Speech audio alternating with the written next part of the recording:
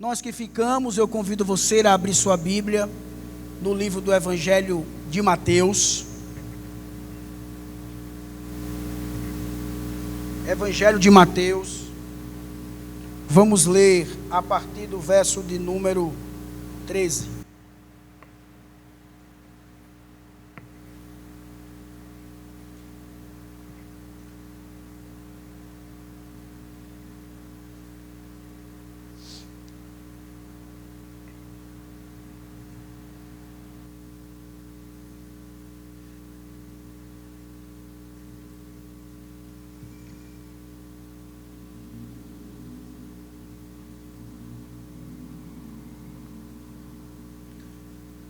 Que bom, né? Estarmos aqui mais uma vez e podermos cultuar ao Senhor, podermos louvar o seu santo nome. Bom rever os irmãos, alguns que nos visitam. Sejam muito bem-vindos. Como já foi dito pelo nosso irmão seminarista Aldeci, então louvamos pela sua presença aqui no nosso meio. Se Deus quiser, próximo ano nós estaremos tendo culto todos os domingos. E aí Deus vai operando maravilhas. E aí a gente vai crescendo aqui neste bairro para a glória do Senhor. Ore por isso, meu irmão. Queridos, Felipe, pode marcar aí, tá? Você começou agora, ele está marcando o meu tempo, para que eu não me estenda muito, tá? Irmãos, há coisas que só podem ser percebidas quando se tornam visíveis. Não sei se você já parou para pensar, mas, por exemplo, você pode sentir o perfume de uma flor sem vê-la, mas não pode ver a beleza dessa flor sem luz. Você pode, irmãos, até saber que o sal ele está ali, mas você só percebe o seu sabor quando você experimenta a comida. Meus irmãos, assim, dessa forma, também acontece com a graça de Deus. Nós vamos conversar hoje sobre quando a graça se torna visível. Nós estamos dando continuidade à série de sermões expositivos. E essa série tem por título Reino Invertido. E nós estamos nos baseando no livro de Mateus, especificamente no Sermão do Monte, que vai do capítulo 5 ao capítulo de número 7. Então hoje nós vamos conversar justamente sobre isso. Quando a graça se torna visível. Nós sabemos que a graça, ela é, em sua essência, invisível. Ela é uma obra interna. Ela é uma obra espiritual. Ela é uma obra realizada no coração pelo Espírito Santo. Mas, irmãos, embora essa graça ela seja invisível, ela nunca permanece oculta. Nunca. Ela sempre se torna perceptível de alguma forma. A graça ela sempre deixa marcas. Sempre ela aparece na vida. Onde Jesus Cristo ele reina no coração, a graça ela se torna visível na vida. E aí a gente faz uma pergunta: o que na minha vida torna a graça de Deus visível aos outros? O que na minha vida torna a graça de Deus visível aos outros? Eu convido você a ler apenas o verso de número 12. Verso 16. Que diz assim, verso de número 16: assim brilhe também a luz de vocês diante dos outros, para que vejam as boas obras que vocês fazem e glorifiquem o Pai de vocês que está nos céus. Oremos, irmãos, ao nosso Deus. Senhor, na tua presença ainda pedimos a ti nesta hora a tua graça e orientação e sabedoria, Pai, para que possamos ouvir a tua voz, entender a tua palavra, aplicá-la em nossas vidas e, consequentemente, Senhor, glorificar o teu santo nome. Nós precisamos de ti, Pai, porque sem ti nós não somos nada, não podemos fazer nada. Por isso, meu Senhor, ajuda-nos, que teu Espírito Santo leve ao teu trono de graça o nosso coração, a nossa mente e todo o nosso ser. Que estejamos diante da tua presença com temor e tremor. Assim oramos, gratos, em nome de Jesus. Amém.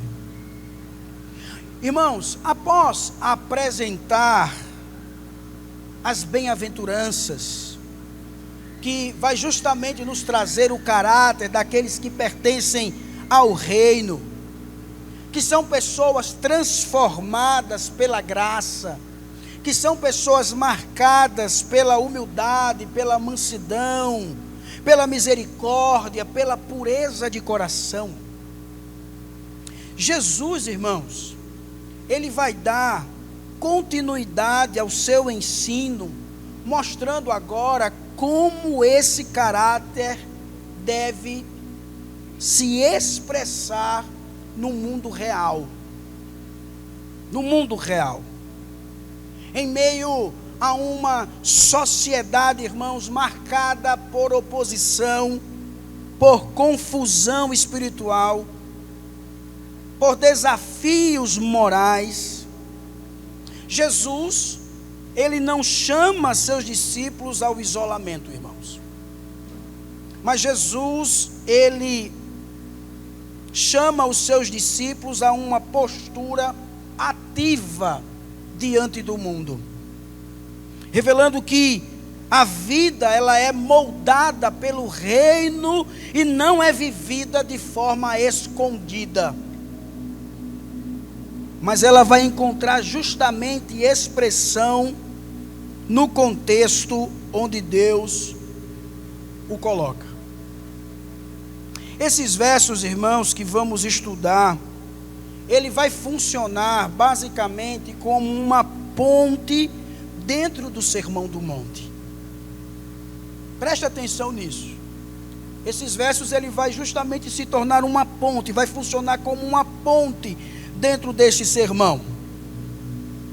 Estes versos, eles vão fazer a ligação entre o caráter que o discípulo possui e o modo como ele deve se posicionar diante da sociedade. E antes da gente explicar as exigências éticas, as exigências espirituais que virão a seguir aqui, irmãos, Jesus, de forma muito sábia, primeiramente ele vai mostrar qual é o lugar do discípulo no mundo, qual é o impacto que a vida deste discípulo deve produzir. E é a partir desse enquadramento que nós nos aproximamos desse texto, porque é assim que nós iremos entender esse texto. Porque a ideia que encontramos aqui no texto, irmãos, é que Jesus, ele revela a identidade e a missão do discípulo como agente de impacto transformador. Transformador. Essa vida do discípulo, ela é moldada pelo reino. Essa vida do discípulo, ela confronta a corrupção.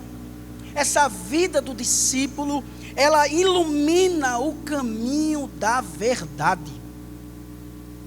E isso, irmãos, não para exaltação própria, não, mas para que Deus, ele seja visto, para que Deus seja glorificado em nossas vidas. Mas como é feito isso?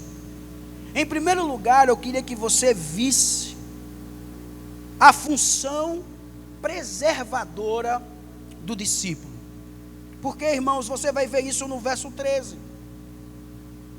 E tendo diante de nós esse cenário de um mundo que se deteriora de forma moral e de forma espiritual, Jesus, irmãos, ele chama seus discípulos ao, podemos assim dizer, ao desespero. Nem a última fuga, irmãos, da realidade. Jesus, ele não está chamando os seus discípulos para isso. Jesus não está chamando os seus discípulos para que eles venham se desesperar. Jesus não está chamando os seus discípulos para que eles venham fugir de uma realidade que está presente, pelo contrário. Jesus, irmãos, ele vai revelar que Deus, ele já colocou no mundo aquilo que pode conter essa deterioração. E é exatamente aqui, irmãos, que começa a sua primeira declaração sobre a nossa identidade. Verso 13. Vocês são o sal da terra. Ora, se o sal vier a ser insípido, como lhe restaurar o sabor? Para nada mais presta, senão para, lançado fora, ser pisado pelos homens. O termo usado aqui, irmãos, para sal, e no contexto do mundo antigo, era tido como um símbolo de pureza, de conservação, de valor. Jesus, ele está dizendo basicamente: olha, vocês são o elemento que impede a corrupção na terra. Vocês são aqueles que freiam a corrupção na terra. O verbo, irmãos, que Jesus se utiliza aqui, o tornar, se tornar insípido, é o mesmo usado para quando ele quer dizer tornar-se tolo. É como se o discípulo, irmãos, tivesse perdido a sabedoria prática do Evangelho, se desconectado totalmente da missão a qual ele foi chamado pelo Senhor. E Jesus, ele traz uma pergunta: como então lhe restaurar o sabor? Aqui, irmãos, é uma expressão que Jesus, ele traz, mostrando, irmãos, a impossibilidade de restauração da função perdida. É uma metáfora que Jesus se utiliza para mostrar a inutilidade espiritual.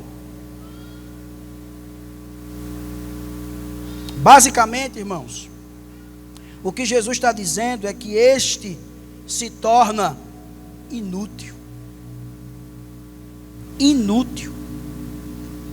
E o interessante é que esta palavra de Jesus, essa imagem que Jesus ele traz, termina com uma consequência drástica. E a consequência que ele diz é lançado fora e pisado pelos homens. Irmãos, um discípulo sem sal é alguém que perdeu a sua relevância no mundo. Ele passa a ser ignorado. Ele passa a ser desprezado, irmãos. Desprezado. E eu gostaria de trazer aqui uma questão teológica, para que a gente pudesse entender melhor. É que esse texto aqui, ele não fala de perda de salvação. Estavam preocupados com isso, né? Mas ele não fala sobre isso. Esse texto não fala de perda de salvação. Mas esse texto, ele fala de perda de impacto. Esse texto fala de perda de eficácia no mundo. A advertência, irmãos, ela é muito clara. É que a fé que não se traduz em ação e testemunho se torna vazio. Mas a esperança, irmãos, é que em Jesus, mesmo o insípido pode ser restaurado. Pode ser restaurado. Se voltar ao seu Senhor. E aí, meus irmãos, diante disso, o que nós devemos fazer? Qual deve ser a nossa postura? É que a gente precisa, irmãos, nos examinar, olhar para dentro de nós, examinar, irmãos, a influência da nossa vida no ambiente onde nós estamos. Como está a nossa vida diante do meio que nós estamos vivendo? Será que a minha presença refreia o mal? Ou o mal avança sem resistência ao meu redor? Interessante isso, irmãos, porque João Calvino diria que o sal, ele age silenciosamente, mas de forma eficaz. De forma eficaz. Se o ambiente, irmãos, piora quando você chega, ou continua igual, algo está errado na sua vida. Algo está errado. Por isso que a gente precisa avaliar os pontos onde, irmãos, estamos perdendo sabor por conformação. Compromissos morais, assuntos que você aceita para não se indispor, silêncio onde deveria haver firmeza. A santificação, meu irmão, consiste em resistir ao fluxo da cultura e não em intimá-lo.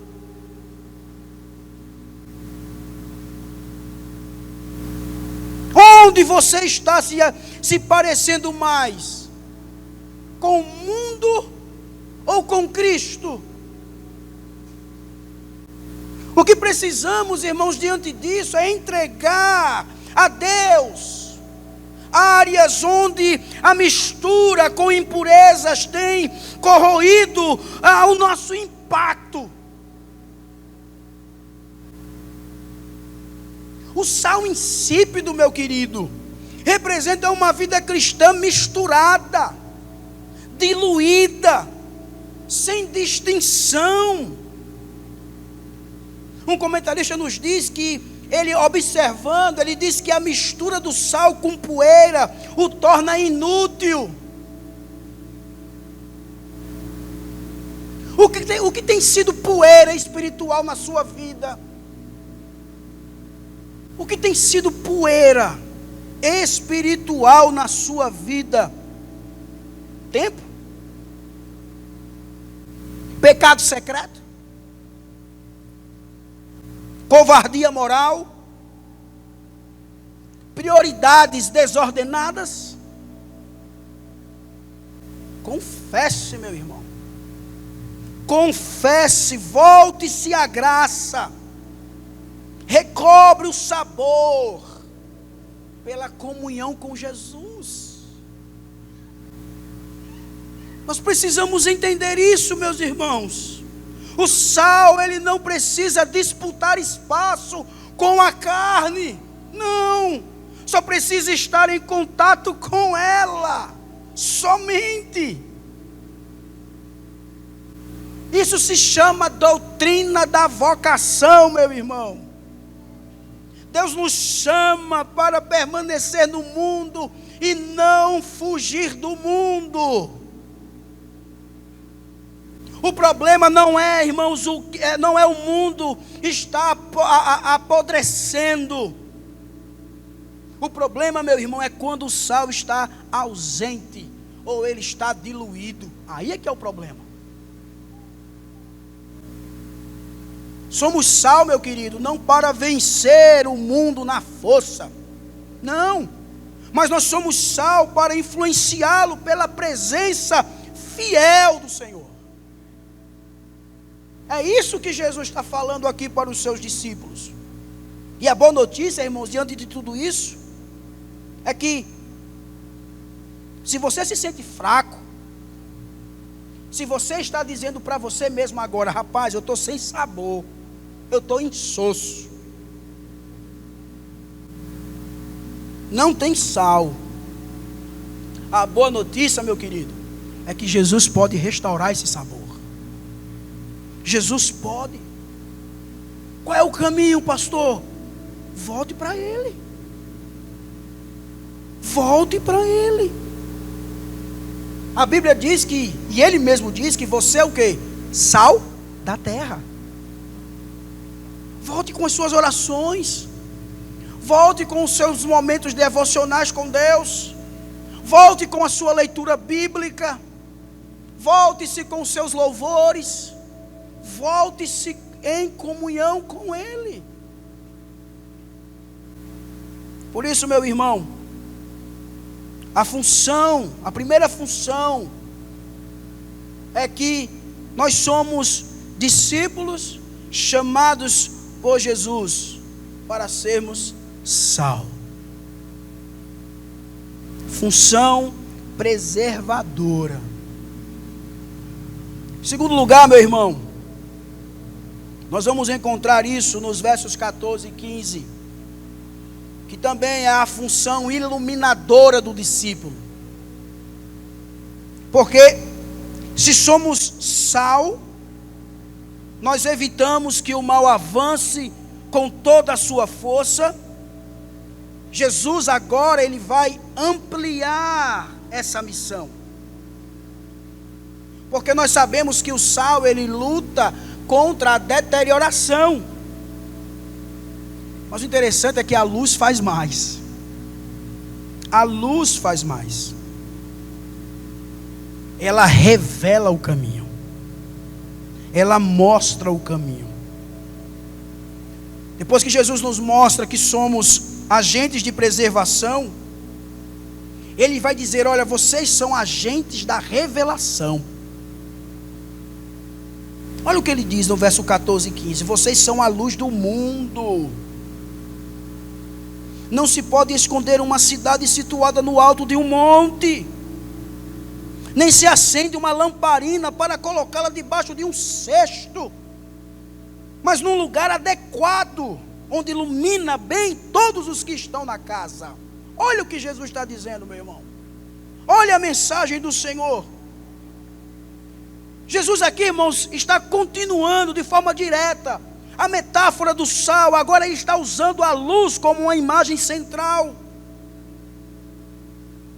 No grego, essa luz, ela não representa só a luz física, mas também a iluminação espiritual, a iluminação moral.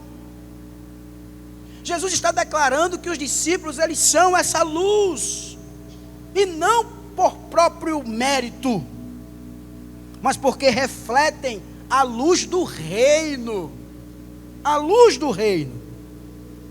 E a seguir, irmãos, Jesus ele diz, não se pode de forma nenhuma esconder uma cidade situada no alto de um monte. Por que Jesus utilizou-se disso?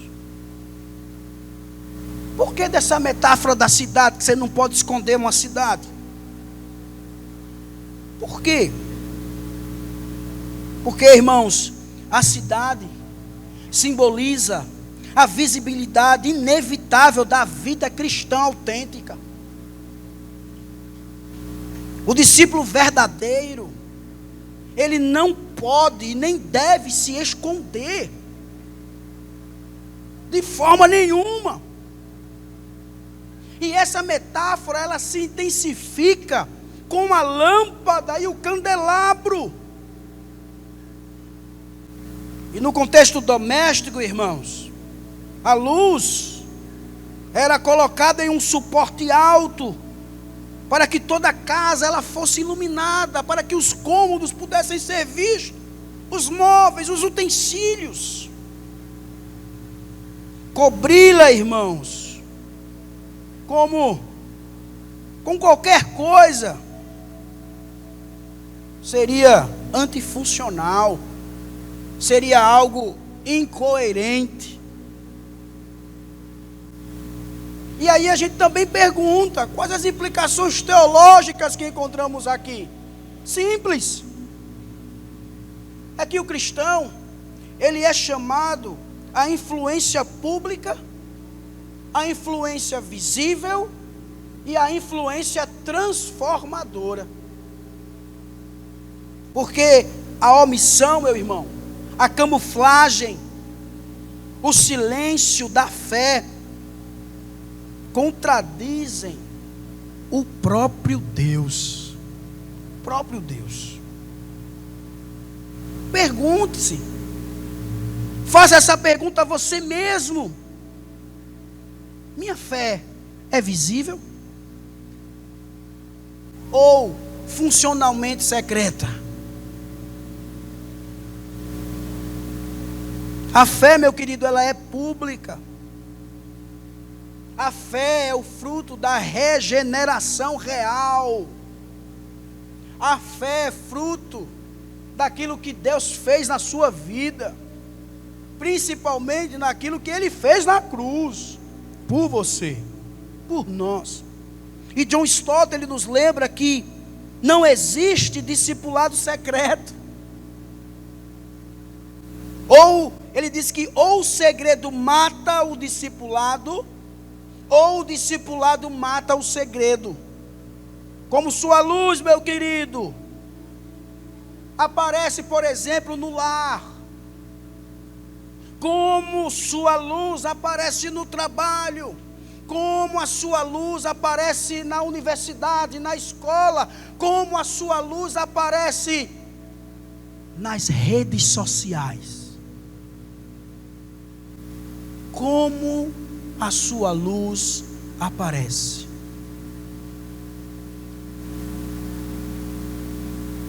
Identifique onde você está deliberadamente escondendo a sua luz. O sal, meu querido, ele perde o sabor por descuido. A luz é escondida voluntariamente. Você tem evitado, por exemplo, conversas sobre fé?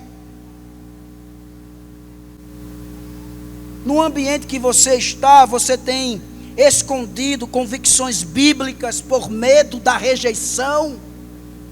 Não vou dizer isso, porque senão eles podem me escantear, podem fazer alguma coisa contra mim, então não vou falar nada. Você tem camuflado a sua identidade cristã para não causar incômodo? A luz escondida, meu querido, é sempre fruto do temor do homem.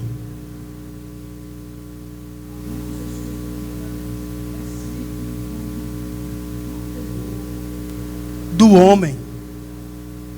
Por isso você precisa refletir sobre como Cristo deseja brilhar através de você, principalmente em situações específicas. Porque a luz, ela não brilha em abstrato, meu querido. Por exemplo, quem em sua família precisa ver Jesus na sua vida? Quem no seu trabalho precisa ver Jesus na sua vida? Quem precisa?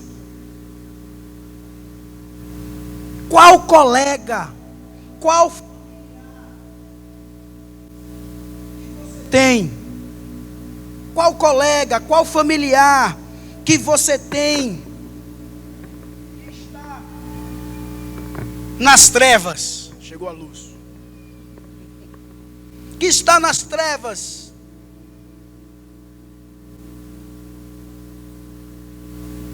Você tem parado para pensar nisso? Meu irmão, Cristo, Ele não nos chamou para sermos luzes grandes, mas para sermos luzes visíveis. A luz do Evangelho deve ser vista em nossas obras. Escolha um ambiente real e pergunte quem poderia ser iluminado por Cristo através da minha vida, mas está tropeçando porque eu escondi a luz. Quem? Lembre-se que a ênfase aqui não é intensidade, mas visibilidade. É ser visto. Porque, irmãos, mesmo uma lâmpada simples, quando ela é colocada no lugar certo, ela ilumina toda a casa, todo o ambiente. Assim é um cristão cheio do Espírito. Modesto, porém visível. Pequeno, porém indispensável. E hoje, meu amado, Deus, Ele está chamando para subir ao candelabro. Deus está chamando, meus irmãos, para viver com ousadia, com verdade, com luz. O mundo precisa ver. A sua casa precisa ver. A sua geração precisa de luz, e essa luz é Jesus, que brilha através da sua vida e da minha vida. Mas Jesus não para, meu irmão, porque no verso 16, nós vamos encontrar o propósito supremo do testemunho do discípulo. Porque Jesus, ele não fala de luz apenas para descrever a nossa identidade. Não. Ele revela a finalidade dessa luz. Ele vai dizer o porquê nós devemos ser luz. Porque essa luz, ela não existe apenas para ser observada, mas ela existe para conduzir a um destino, a um lugar. E aqui, meus irmãos, no clímax dessa passagem, Jesus, ele vai justamente nos mostrar qual é o propósito supremo do nosso testemunho. Que Deus seja visto, que Deus seja conhecido e que Deus seja glorificado. É por isso que ele conclui dizendo: olha, assim brilhe também a luz de vocês diante dos outros, para que vejam as boas obras que vocês fazem e glorifiquem ao Pai de vocês que está nos céus. Jesus está falando sobre visibilidade. Ele está falando sobre influência. E mais do que isso, meu querido, ele está falando sobre testemunho público de uma vida transformada. Olha o que ele diz: assim brilha a vossa luz. Jesus aqui, irmãos, ele está utilizando um verbo muito forte. Ele está usando no grego um imperativo, ou seja, Jesus, ele está usando uma ordem. Jesus não está dizendo assim, se você quiser. Não. Ele não está dizendo isso. Não é uma sugestão. Não é uma possibilidade. É missão. É a sua missão. É a minha missão. Que a vossa luz brilhe, ele diz. Mas que luz é essa? Que luz é essa? É a sua vida, meu querido. É a nossa vida no reino de Deus. É o que você vive, é o que eu vivo, é o que você pratica, é o que eu pratico, meu querido irmão, como discípulo de Jesus. E essa luz, ela é a forma como você age com justiça, como você ama com verdade, como você serve com humildade, como você perdoa com sinceridade.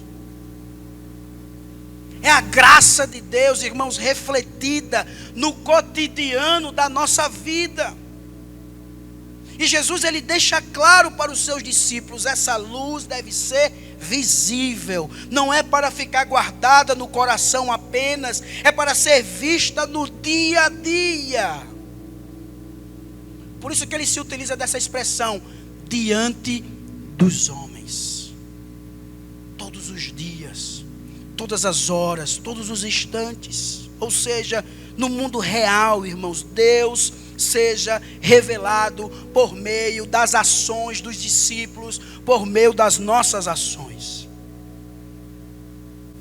E o interessante é que a palavra que Jesus se utiliza aqui para boas, ela vai carregar uma ideia bem interessante. Ela carrega a ideia de algo não só moralmente correto, mas também algo belo, algo admirável, algo inspirador. São obras que chamam a atenção pelo seu valor ético, pelo seu valor espiritual. São ações de compaixão, de integridade, de generosidade, de perdão, de fidelidade, de amor, de graça.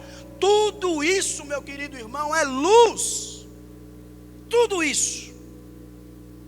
Nós não estamos falando aqui de grandes feitos públicos, mas de pequenas atitudes diárias. Aquelas atitudes pela manhã, pela tarde, pela noite. São aquelas atitudes que são feitas com o coração voltado para Deus. E Jesus ele diz, olha, tudo isso vocês devem glorificar.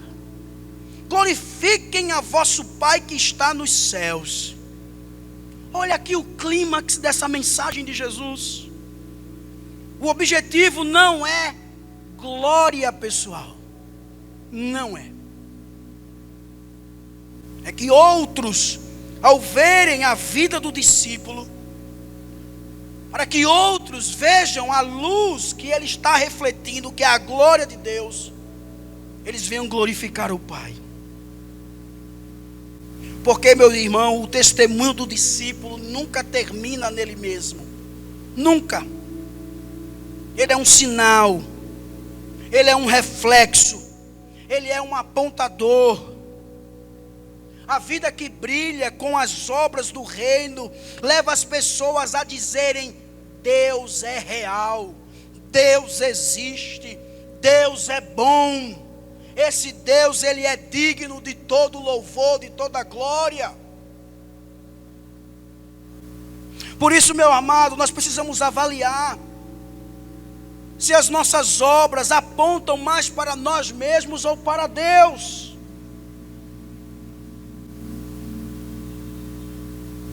Lloyd Jones, uma vez, ele alertou, dizendo que é possível fazer obras certas com motivações erradas. E ele diz assim: pergunte-se, quando sirvo, quero ser visto ou quero que Cristo seja visto? Quando eu faço bem, eu desejo elogio ou desejo que Deus seja glorificado? Se suas obras, meu irmão, produzem vanglória, não produzem luz. E há muitos que estão se utilizando nos dias de hoje da igreja para promoção própria, para divulgar seu próprio nome, para divulgar a sua própria luz. Há muitos assim, que a glória de Deus passa longe, vem de forma sorrateira, e às vezes nós somos enganados, mas o fato é que Ele está ali para refletir, ou melhor, para trazer a sua própria luz, utilizando-se da igreja, utilizando-se do povo de Deus para promoção própria. Nós precisamos, irmãos, considerar quais as áreas da nossa vida ainda não refletem a glória de Deus. Vejam que o versículo diz para que vejam as vossas boas obras. Não é para impressionar, meu irmão, mas para iluminar. A sua conduta financeira glorifica a Deus. Sua pureza moral glorifica a Deus. Sua postura diante do sofrimento, diante da dor, diante da luta, glorifica a Deus? Quais as áreas da sua vida ainda não conduz pessoas a Deus? Quais áreas? Eu aconselho você, meu querido irmão, a desenvolver práticas intencionais que despertem adoração a Deus nos outros. Lembrem-se que as obras que glorificam a Deus não acontecem por acidente. Não. Quer exemplos práticos? Um ato de bondade sacrificial em silêncio. Uma palavra de sabedoria fundamentada nas Escrituras. Uma postura de perdão quando o mundo esperaria vingança. Pergunte a você mesmo, que obra visível desta semana pode levar alguém a glorificar a Deus? O que é que eu posso fazer para que aquela pessoa que está do meu lado glorifique a Deus? Meu irmão, isso pode gerar frutos eternos que você talvez nunca veja. Nunca veja. Nunca esteja presente. Mas uma coisa é certa: Deus está vendo. Deus verá. E homens, ao verem a beleza do que Deus fez através da sua vida, meu irmão, vai glorificar a Deus, vai glorificar ao Pai.